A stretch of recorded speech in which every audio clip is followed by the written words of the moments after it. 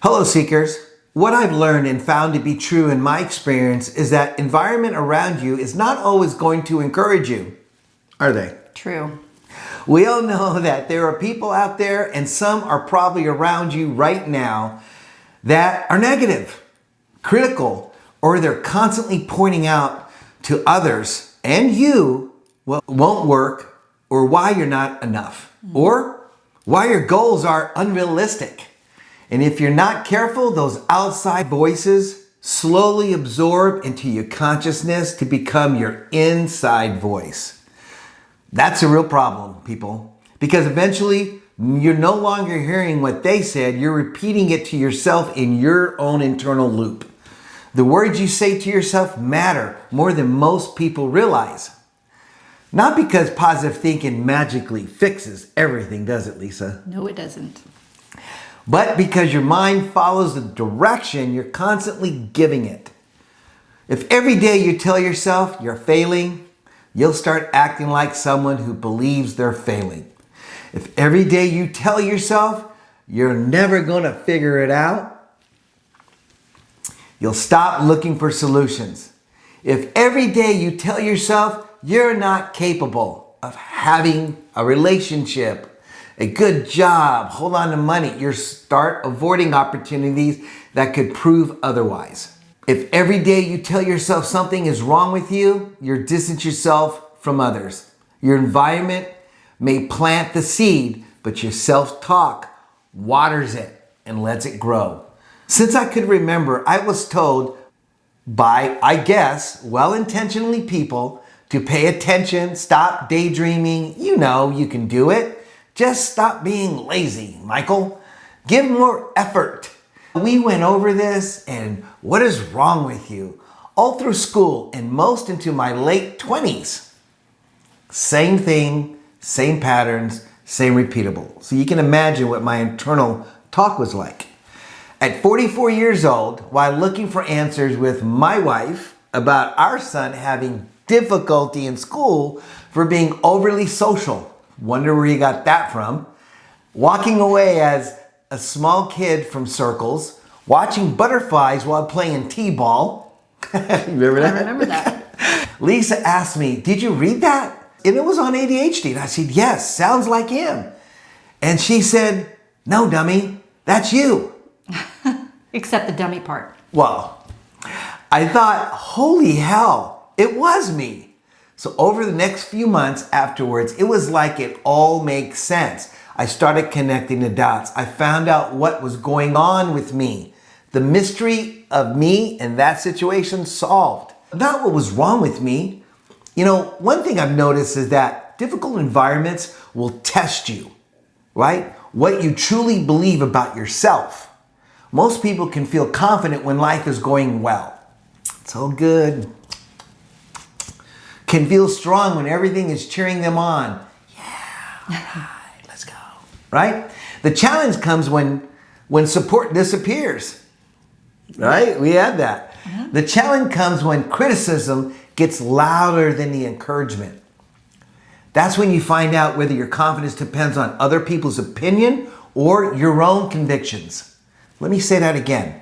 That's when you find out whether your confidence depends on other people's opinions of you or your own convictions. You don't need to lie to yourself. You don't need to pretend everything is perfect because it's not, and we're not. Maybe you are. But you do need to stop speaking to yourself like someone does not like you.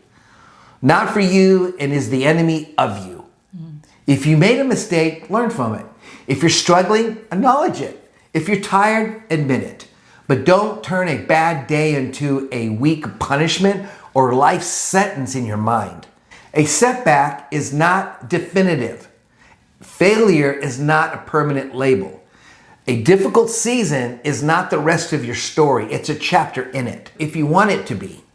I think many people underestimate how much damage self-negative talk can do to you over time. Not in a single day or a single week, but over years. You know, those little comments about beliefs.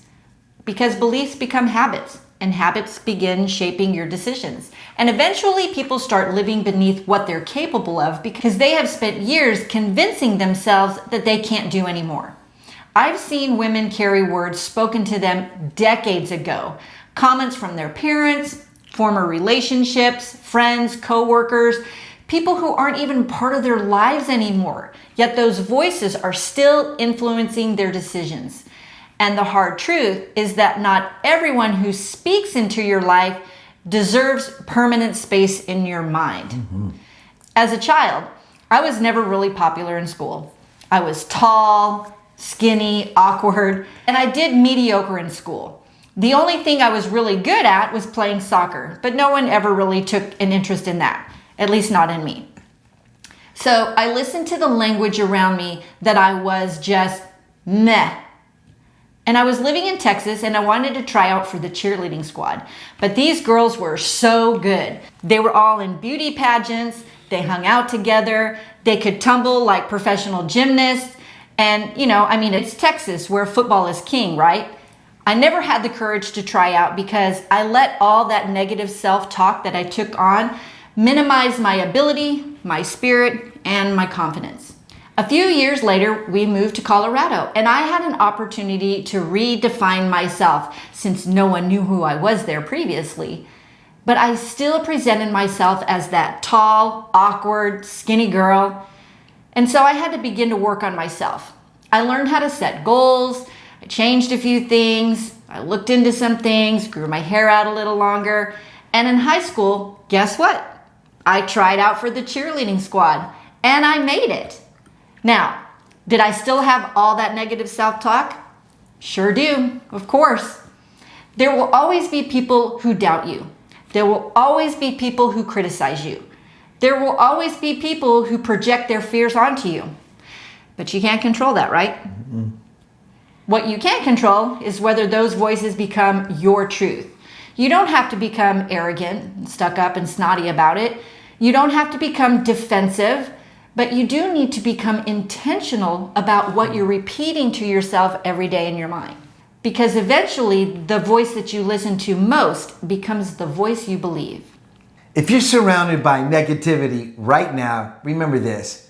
You may not be able to change your environment immediately, but you can protect what grows inside of your mind.